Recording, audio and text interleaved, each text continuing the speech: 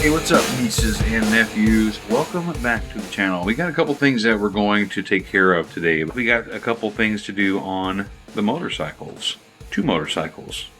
Let's get to it. If you guys have been following along on Instagram, you'll know that the wife's Honda Shadow bobber is for sale. We just put this whole quad lock mount / wireless charging on this thing, and she wants it on her fat bob, so I got to take this off, which means removing the seat, taking the tank off, taking the wires out, yada yada yada. So we're gonna get that done today, and there is a little thing I'm worried about with that. I'll show you when I get to it.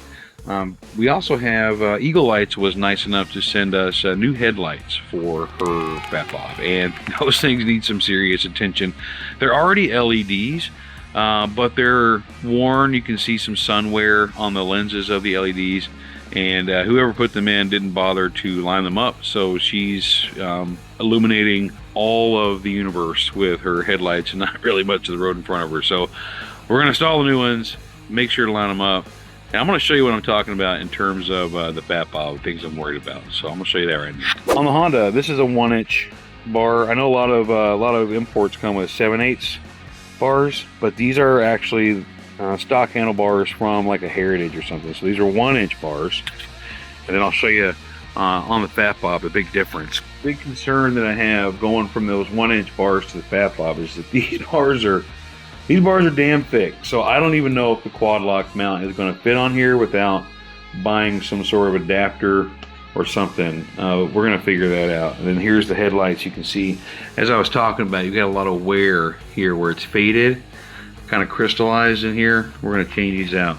All right, before I can do anything under here with the battery and the gas tank, I got to take the seat pan off to get access to the battery.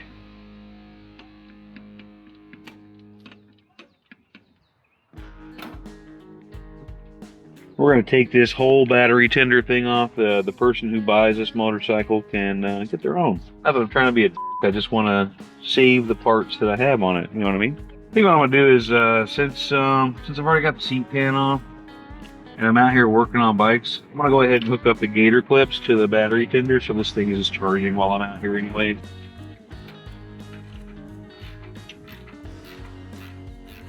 I want to see if I can pull this through without pulling that tank back. Looks like I'm gonna have to take it all the way off. That's fine, it's a little safer that way anyway. Take it around the spine of the motorcycle.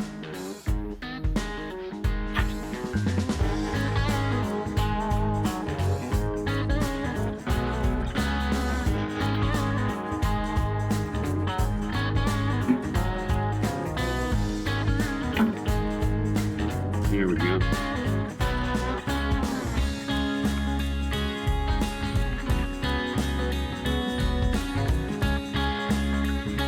Perfect, perfect. Look at that. I don't like pulling the fuel tank off too much because this fuel line here, which is new, I mean, I built it. I grabbed some tube and put it on last year when we got the motorcycle, but I don't want it to be all bent up, you know what I mean? All right, there we go. Alright, well, I don't want to lose the opportunity of getting this thing charged while the seat is open, because now that I've taken the battery tender off, that's really the only option I got. It's not hard to take the seat off, but I don't like doing it over and over again, you know what I'm saying? See if we can get this thing off. Let's see if I got the right size Allen for this. This is my standard Allen set. This is probably metric, just cause, why not, right? Okay, when all else fails, use the tools that they provide. What a concept. Alright, loosen this. I'm going to loosen this one up here so I can get it out of the way of the actual mounting one, which is here. There we go.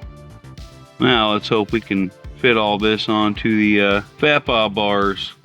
Alright, so thankfully it turns out that this does fit around. Like, this is the the absolute largest size that this will possibly fit on. There's like not quite enough space to make it fit there, so we're gonna have to put it over here. I could make this more compact with the switch housings and move this all the way down here, but realistically I didn't want to run the wires down because I don't have a really neat way to put that.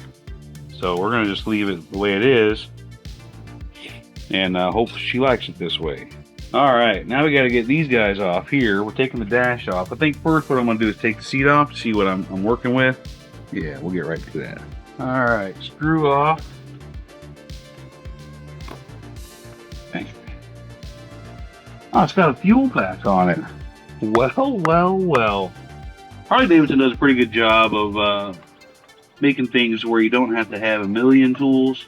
At least in my limited experience with Harley. I've never taken off a battery cover for a Dyna of this style of Harley-Davidson. All right, I'm not sure what all is going on here. I thought this battery tender plug was something that came from the factory. It's not. It's already actually hooked up. So I got to figure out how I want to do this. Like I said, she has LEDs on here. None of us can figure out how to turn that shit on. I kind of want to take them off, honestly. How hard would that be? Not hard. Let's pull this shit off. Let's pull this shit off.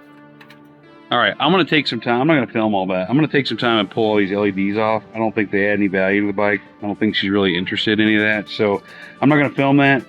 I want to clean up that battery compartment quite a bit. So when I can run this, new cable over to the quad lock. So we'll catch you when we're done with that. All right, well, whether she wanted me to or not, a lot of those, all the LED lights are off. There are some wires that I'm not really sure what they went to, so I didn't cut them, just in case somehow they're wired into the system, you know what I mean? All right, now we're getting somewhere, I think. All right, let's get these all tightened down. Well, the fuel pack's in the way. I've got to figure out how to get that down in there a little more, I think. That's in the way, fuel pack's in the way, everything is in the way. Come on, boys. Come on, boys. We're in a pickle. I got to figure out how to clean all this up. These two parts of the seat go inside of here. So I need to... Let's move that forward, move that backwards, and see if giving myself this space on the sides here is going to work. Still not completely satisfied with where the battery tender is, but I do need to know if this is going to work or not. Yep, it's going to work. All right, that's going to wrap up the quad lock section, I believe. So what I've done is I've taken this, it's tucked in under here. I can slide it forward. Disconnect the power cable or disconnect this pigtail so I can charge the battery, and then what that also does is it frees me up with this, so that way I can either put that on the night train or put it back on the Honda. We'll see what I need to do here. So the lock looks like this. Here's the we're about to find out if this all works or not. We're going to turn it on, see what happens. Perfect, it works. So everything's good to go. Everything's exactly how it's supposed to be on the quad lock piece of it. And yeah, I'm pleased. I'm pleased. We cleaned up a lot of that. That's a kitty litter from when I changed the oil on this thing the other day. But all those LEDs and the wires from it, etc. Still waiting on her reach seat to come in. I ordered it a week ago. Hopefully it's in the next couple days. So yeah, that's cleaned up. Next step, we're gonna change these LEDs out. Yeah, get rid of those nasty looking ones and put some good Eagle lights on there. All right, next up is the Eagle lights install. And what I gotta do, I think, is I gotta get this, I gotta take this ring off on both sides to get that off of there. I'm not exactly sure how that goes. We're gonna figure it out. There's one on each side. So hopefully we'll be able to get that done without any problems. Let's get to it. I don't know how well you're going to be able to see me, but this is a very small Allen. We're going to try 3/30 seconds. It seems to be a relatively common Allen on Harley-Davidson. Yeah, looks like that's it. Well, I can't turn that. Ah, boy. All right. Well, I could take the whole headlight assembly off. I don't want to do that either. Son of a gun.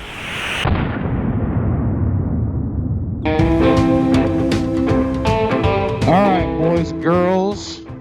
I figured since we're doing work on the Dyna, let's get the Dyna out today. Man, this thing is leaps and bounds ahead of the Softail in terms of performance with the same motor. I mean, I know we just learned this week about the counterbalancer inside the Softail motor and how it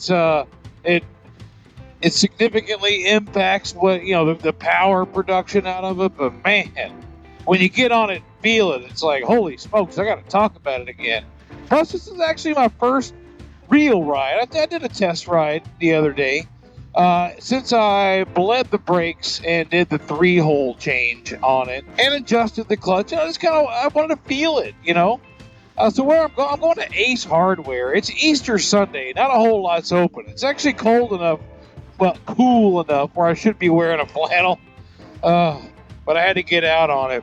I need a 3/32 inch, 3/32 Allen head. I'm getting a T-handle Allen head. I can't reach the Allen. You guys saw that on the back of these headlights to get them off with the little multi-Allen head tool that I have. So they had one up here at Ace Hardware for $3. I paid for it. They said it's ready to be picked up, so we're going to head over here and get it. I've been on the Softail all week long this week. I haven't ridden my Road King since last Sunday, and I miss it, man. I'm going to tell you that. I almost brought the Road King out here today to pick up this tool, but I figured if we're working on the Dyna, might as well just ride the Dyna. Plus, like I mentioned back there, it'll give me a chance to really get a good feel for it, see how things are going, make sure the brakes are working fine. Just a peace of mind, just to know how it feels. And in other news, my wife actually did her first solo ride across the bridge yesterday. The bridges, I say it all the time, and you guys know, the bridges are like Mad Max around here. And she called me up. I was still at work. She was meeting me over there. There was a Motley Crue tribute band last night over at OCC.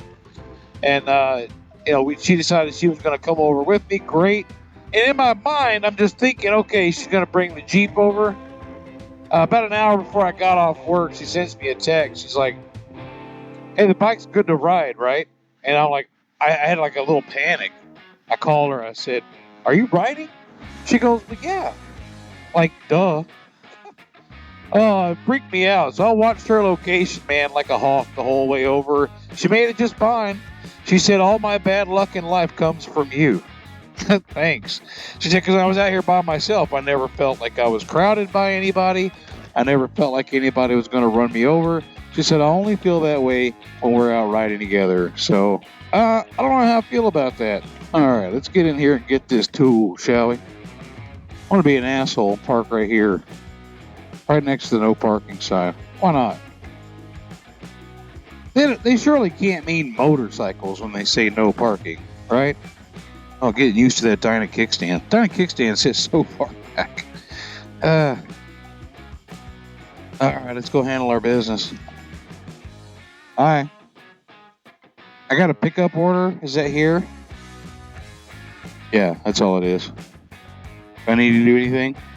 Perfect. Thank you. The wife did add this tool roll. I love these. When I had my Sportster for 8 years, this was the only bag I had on there for about 7 of those years. I had my registration, my insurance, a couple tools, flashlight, extra glasses. I mean, you'd be surprised how much stuff you can fit in one of these little things. You know what I mean? Or maybe you wouldn't be surprised. I don't know.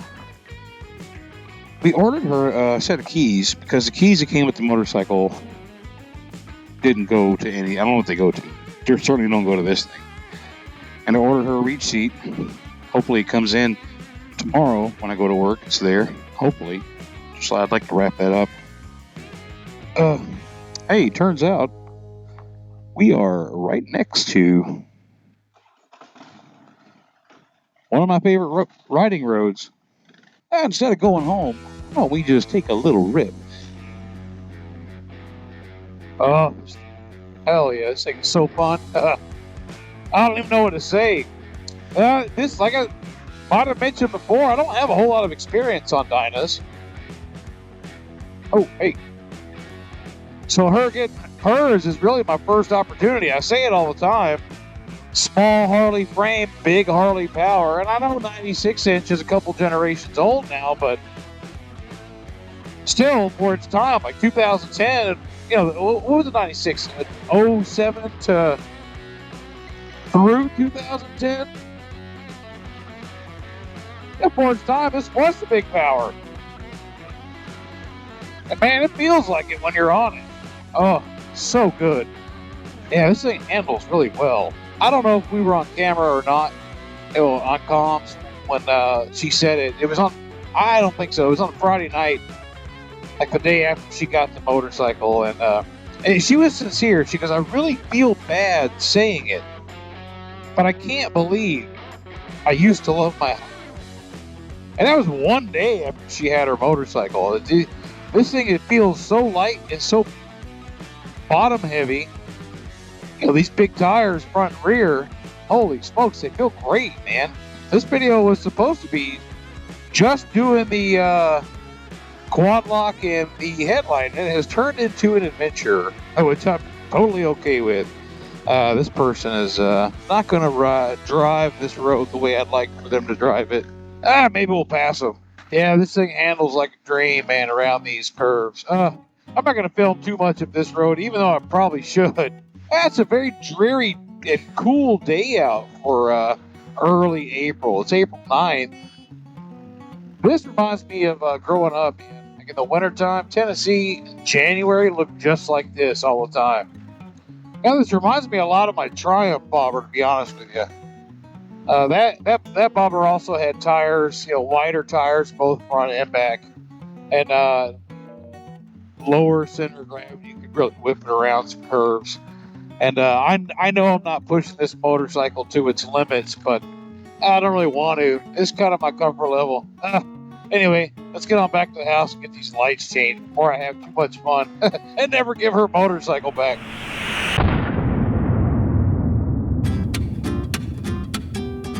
I also discovered that probably overfilled the wife's oil. And then I just reading on the internet that I put 3 quarts in like the manual says, but that's a dry fill. This was not a dry fill. So I'm gonna have to suck about a half a quart out of there. All right, I'm gonna fasten this up here and then, yeah, so this should come right off, should. There it is, look at that. Oh boy, why do they have these taped like that? Alright, so at first when I pulled this off, I wondered why they had this stuff electrical taped. And I figured it out on the left side. These clips are not clipping. So, kind of need it. Alright, so, yeah, now I know why they have them electrical taped, because these pins aren't fitting in there for some reason. But look at the difference between the new one and the old one. So here's the old one, right? Chrome. The new one's black, like on the inside. I like that a whole lot. Inside the box, it also comes with this little pigtail adapter to make it work, because a 3-prong plug that comes in there doesn't fit into these pins by themselves. All right, you guys get a rare treat here. The old lady's going to be working on her motorcycle. I'm hoping not everybody has to do this on their lights, but for some reason these clips don't really. Yeah, that ain't going nowhere in true dad fashion. So the things we just taped were just adapters, because if that wouldn't fit in there. And like the other Eagle lights, the dot SAE goes on top. Hold that, please. Dot SAE at top. You know, that's, there we go. Those are kind of lined up there. All right, now what I want to do is turn this on. That side's not working. Why isn't that working? Oh, no, we don't want that. That must be why they had, all right, Anna. Hello, Jackson. So we can attach 2 of those together. Yeah, you can. All right. So what we're going to do, let's drop one. We're going to use these zip ties. So not the most ideal scenario, but clearly the last person had this same issue because they had these zip tied when we opened this tape up. Looks like a Conan the Barbarian chest piece, like his chest armor or something. Yeah. Now that side's not working? It weren't. Oh, no. That's very touchy.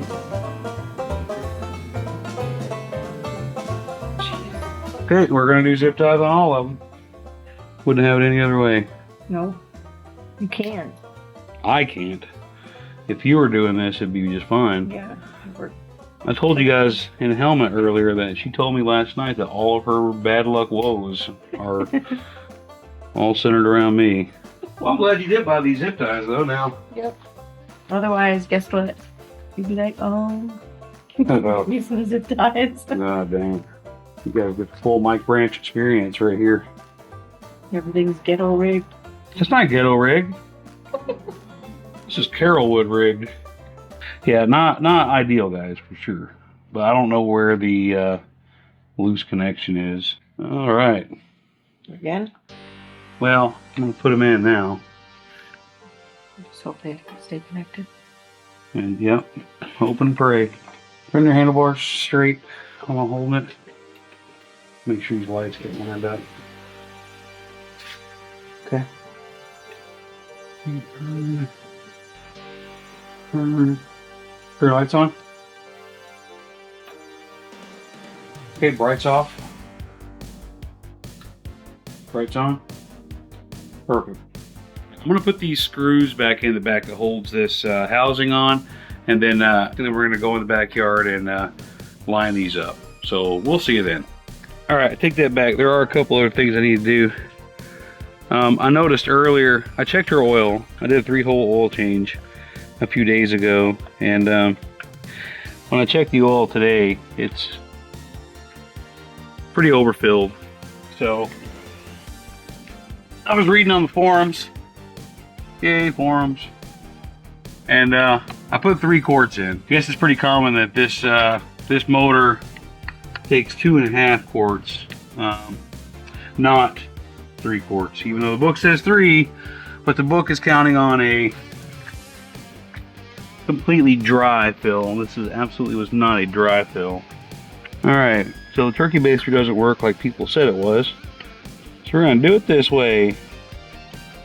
Alright, let's run it up and get it warm and see if that made any impact at all.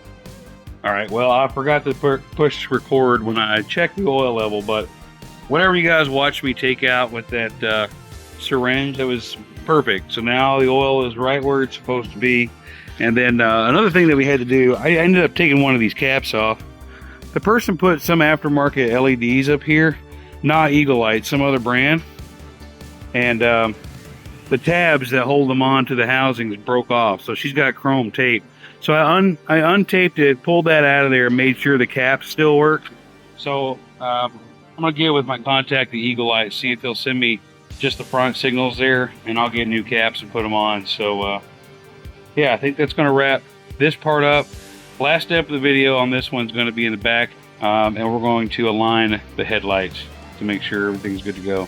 But right now she's just, I mean, it's way up, like ski slopes way up.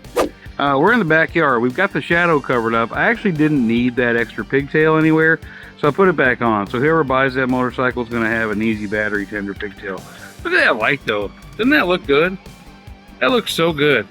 We're going to set this up to align the headlight now. I don't know if I'll be able to align it right this moment, but yeah, we'll get her done. All right, we're going to do a proper headlight alignment. So what I got to do, this happens to be 25 feet. I'm going to measure 25 feet from this post over here. You grab a hold of this.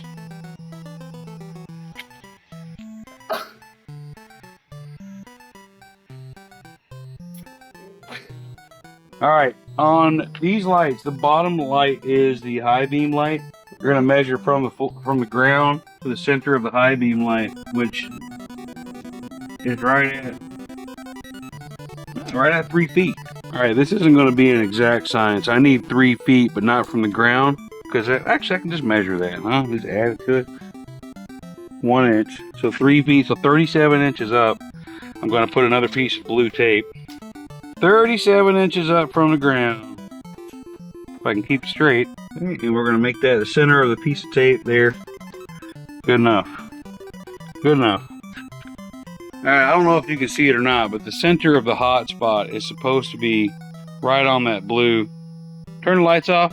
Well, the ignition off. Turn it back on. All right, you guys can see it. It might be there.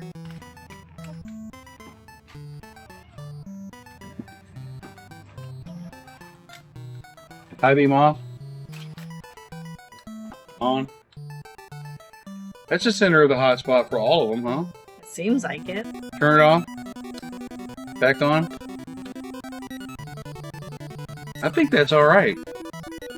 All right, one more time. I'll show you guys. Now we're in broad daylight, so okay. You can see the low beams down here. All right, hit your high beams again. Then the high beams go just above the tape, so the center of the hot spot of both lights. Worst case scenario, I know how to adjust these now. So if it doesn't look right out on the road, we'll just mess with it until it does. All right, y'all, that's going to wrap this one up. This was a lot of maintenance inside the garage, out back in the backyard. I know some of you guys like that. Some of you guys prefer being on the motorcycle more. I tried to mix up some of that in this one. And the Dyna's coming along pretty well. We've done some more work since I recorded this video. It's now the very end of April right now. So we'll highlight some of that stuff as we go. Dyna's doing great. Softail, still working on that, filming some stuff right now on the Softail. So I do appreciate you coming along on this video and all videos. And until next time, we'll see you later.